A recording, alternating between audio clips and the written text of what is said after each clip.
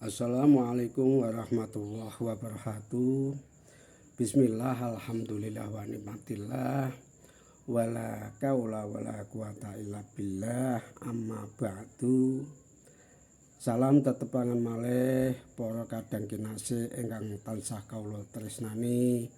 Mugi-mugi ing dinten wulan Ramadan punika kula lan panjenengan sami sedaya tansah dipun paringi sehat, bagas kewarasan, rezeki lancar, saha keselamatan donya akhiratipun dening Allah Subhanahu wa taala. Amin amin ya rabbal alamin. Lateng mriki kula badhe medharake bab buka poso Ramadan, wedharan bab hakikat lan lakunipun. Dene buka poso punika dudu namung wekdal nedha lan ngunjuk saksampunipun sedinten nahan. Buka poso punika perangan saking ibadah ingkang sampun dipun paugeri dening syariat kanthi cetha. Lah nalika srengenge sampun surup lan wekdal magrib sampun mlebet, mongko kewajiban nahan punika rampung lan dipun anjurake enggal buka poso.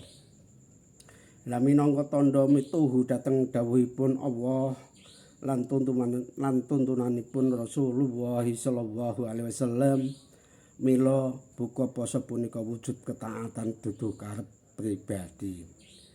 Dene hakikatipun nahan lan nampi ing saklebeting laku gesang wonten wekdal nahan lan wonten wekdal nampi.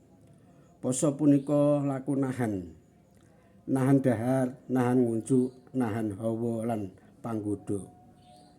Dene buka poso punika laku nampi malih nikmat kanthi sah lan miturut paugeran. Punapa tegesipun bilih manungsa punika dipun latih supados saged ngendhaleni dirinipun piyambak boten dados abdinipun hawa. Ananging dados kawula ingkang mituhu dhateng Gusti Allah Subhanahu wa taala. Dene nalika maghrib sampun dumugi, manungsa dipun paringi kelonggaran supados nampi nikmat kanthi rasa syukur. Punika wujud keseimbangan ingkang selaras kalian syariat, boten ngluwihi nggih boten ngirangi. Tegukan sepisan laku syukur nalika seteguk toya nyedak lambe saksampunipun sedinten kaserakat ngelak ing kriku wonten piwulang ingkang jero toya ingkang saben dinten kadodosan limprah dumadakan katinggal minangka kanugrahan ageng. Dene poso paling pangertos bilih nikmat punika dudu bab alit lan buka poso maringi wekdal kangge ngraosake syukur kanthi langkung cetha. Nanging syukur punika boten dipun arahaken dhateng rasa, ananging dhateng Allah ingkang paring nikmat.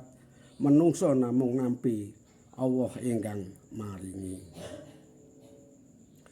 Dene ujian saksampunipun surup nggih punika kathah tiyang saged nahan nalika awan, ananging dereng mesti saged njagi adab nalika buka. Ing riku uji liyanipun kawiwitan syariat sampun maringi piwulang boten kenging mubadir, boten kenging ngluwehi. Laku ingkang leres nalika buka poso punika nampi sekedhak utawa sekedhik mawon kangge ngiyataken raga, boten kangge nglampahi hawa. Yen awan laku sabar mongko sonten laku cukup. Cukup punika pertanda manah ingkang sampun sinau kendali. Lan adab kasucening manah buka poso ugi ngajari tata krama lan andhap asor manungsa eling bilih piyambakipun lemah boten saged lestari tanpa rezeki lan rahmatipun Allah Subhanahu wa taala. Mila nalika nedha lan ngunjuk manah kedah tansah eling lan nyuwun pangapunten awit ibadah sedinten punika taksih kathah kirangipun. Dene buka poso dudu wekdal kangge gumunggung ananging wekdal kangge nyadari kawula lan Gusti. Dene pungkasanipun wedharan poso mulang sabar lan kendali, buka poso mulang syukur lan cukup. Ing lahir ingkang kabuka punika poso, ing batin ingkang kedah kabuka punika manah. Manah supados langkung lembut, langkung eling lan langkung mituhu dhateng dawuhipun Allah Subhanahu wa taala.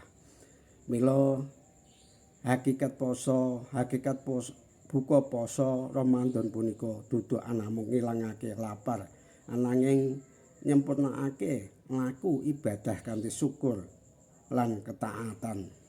Dene sedaya punika tansah mapan wonten ing sajroning tauhid. Niku wau ingkang saged kawula wedharake wonten ing pepanggihan punika bab buka poso Ramadan. Mugi-mugi napa ingkang sampun kawula wedharake wonten ing inggil kula wau saged ambarake dumateng sedayanipun ingkang mirengake video kula lan mugi-mugi saged manfaat kangge sedayanipun. Kula kinten nggih ngalap cekap kirang langkung nyuwun agunging pangapunten. Wallahu a'lam bishawab. Wassalamualaikum warahmatullahi wabarakatuh.